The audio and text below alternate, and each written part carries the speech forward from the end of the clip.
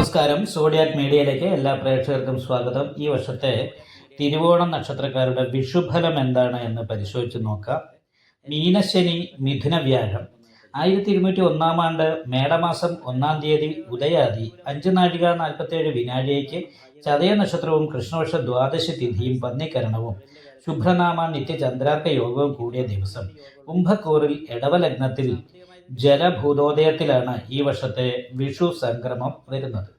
ഈ വിഷു സംക്രമ പ്രകാരം തിരുവോണ നക്ഷത്രക്കാരെ സംബന്ധിച്ചിടത്തോളം അനുകൂലമായ നല്ല ഫലങ്ങൾ അനുഭവിക്കാനുള്ള യോഗം ആണ് കാണുന്നതെങ്കിൽ പോലും കുറച്ചൊരു ദോഷവും കൂടിയുണ്ട്. ഒന്ന്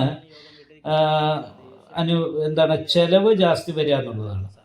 10 രൂപ കയ്യിൽ കിട്ടിയ 15 രൂപ ചെലവ് വരുന്നൊരവസ്ഥയാണ്. അപ്പം വരുമാനം വർദ്ധിക്കുന്നില്ല, പക്ഷെ ചെലവ് വർദ്ധിക്കുന്നു എന്ന് പറയുന്നൊരവസ്ഥയാണ് കാണുന്നത്. അങ്ങനെയാണെങ്കിൽ പോലും അന്ത്യശൽക്കമായത് കാരണം കൊണ്ട് ഗവൺമെന്റിൽ നിന്നുള്ള അനുകൂലമായിരിക്കുന്ന ഗുണഫലങ്ങൾ അനുഭവിക്കാനായിട്ട് സാധിക്കും. അതുപോലെ ബാങ്കിങ് മേഖലയിൽ നിന്നുള്ള ലോണ് പോലെയുള്ള ധനകാര്യ സ്ഥാപനങ്ങളിൽ നിന്നുള്ള സഹായങ്ങൾ അനുകൂലമായി കിട്ടാനുള്ള യോഗമുണ്ട്. അതേപോലെ ജനങ്ങൾക്ക് നല്ല അഭിപ്രായം ഉണ്ടാകുക, ജനങ്ങൾ ബഹുമാനിക്കുന്ന തരത്തിലേക്ക് ഉയരാനായിട്ട് സാധിക്കുക, ഇങ്ങനെയുള്ള ഗുണമുണ്ട്. അപ്പോൾ ആ രീതിയിലുള്ള ഗുണവും ദൈവാധീനവും ഒക്കെ നന്നായിട്ടുള്ളത് കാരണം കൊണ്ട് അനുകൂലമായ നല്ല ഗുണങ്ങൾ തന്നെയാണ്. ചെലവ് നിയന്ത്രിക്കുക എന്നുള്ളതാണ് ഈ നക്ഷത്രക്കാർക്ക് ഏറ്റവും വലിയൊരു പ്രശ്നം ഈ വർഷത്തിൽ കാണുന്നത്. കാരണം എന്താ വെച്ചിട്ടുണ്ടെങ്കിൽ തിരുവോണ നക്ഷത്രം എന്ന് പറയുമ്പോൾ മകരക്കൂറാണ്. അപ്പോൾ ഈ മകരക്കൂറുകാരെ സംബന്ധിച്ചിടത്തോളം 6-ാം ഭാവത്തിൽ സഞ്ചരിക്കുന്ന വ്യാഴം ഈ ജൂൺ മാസത്തിൽ 7-ലേക്ക് വരും. അപ്പോൾ 7-ലേക്ക് വരുമ്പോൾ ദൈവാധീനം വർദ്ധിക്കും. ദൈവാധീനം ഉള്ളത് കാരണം കൊണ്ട് തന്നെ ഏർപ്പെടുന്ന മേഖലയിലൊക്കെ വിജയം നേടാനായിട്ട് സാധിക്കും. മറ്റുള്ളവരുടെ ബഹുമാനം നേടാനായിട്ട് സാധിക്കും.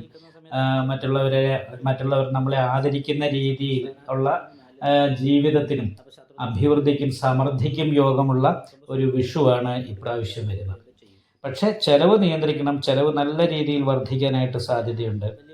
അപ്പോൾ ചന്ദ്രലഗ്നാധിപതിയായിരിക്കുന്ന ചൊവ്വ ശനി ഇഷ്ടസ്ഥാനത്താണ് നിൽക്കുന്നത്, സഹായസ്ഥാനത്താണ് നിൽക്കുന്നത്.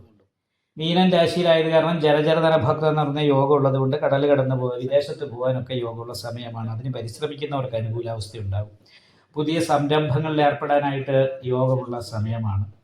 എന്തായാലും ഒരു സ്റ്റാർട്ടിങ്ങിൽ അനാവശ്യമായിട്ട് കുറച്ച് ചെലവ് കാര്യങ്ങളൊക്കെ വർദ്ധിക്കും. ആ ഒരു രീതി കണക്ക് കൂട്ടിയാൽ മതി. ചെലവ് നിയന്ത്രിക്കാൻ സാധിക്കില്ല, വരുമാനത്തെക്കാൾ കൂടുതൽ ചെലവുണ്ടാകും. പക്ഷേ ഭാവിയിലേക്ക് കാര്യങ്ങൾ വളരെ അനുകൂലമായ രീതിയിൽ മുന്നോട്ട് കൊണ്ടുപോകാനായിട്ട് തിരുവോണ നക്ഷത്രക്കാർക്ക് സാധിക്കുന്ന ഒരു വർഷമാണ്. അപ്പോൾ ഈ വർഷത്തിൽ മനസ്സറിഞ്ഞ് നല്ല പ്രാർത്ഥനയൊക്കെ ഉണ്ടെങ്കിൽ നല്ല രീതിയിലുള്ള നേട്ടങ്ങൾ ഈ വിഷുവിന് മുതൽ അടുത്ത വിഷു വരെയുള്ള സമയത്ത് തിരുവോണ നക്ഷത്രക്കാർക്ക് നേടാനായിട്ട് സാധിക്കുന്നതാണ്. നിങ്ങൾക്ക് ഈ വീഡിയോ ഇഷ്ടപ്പെട്ടാൽ ലൈക്ക് ചെയ്യുക, നിങ്ങളുടെ അഭിപ്രായങ്ങൾ കമൻറ്റ് ചെയ്യാം. ജ്യോതിഷവുമായി ബന്ധപ്പെട്ട കൂടുതൽ കാര്യങ്ങൾ അറിയാൻ ഈ ചാനൽ സബ്സ്ക്രൈബ് ചെയ്യുക. ഞങ്ങളുടെ ഓൺലൈൻ കൺസൾട്ടൻസി നമ്പർ താഴെ ഡിസ്ക്രിപ്ഷൻ ബോക്സിൽ കൊടുത്തിട്ടുണ്ട്. ആവശ്യമുള്ളവർക്ക് കോൺടാക്റ്റ് ചെയ്യാവുന്നതാണ്.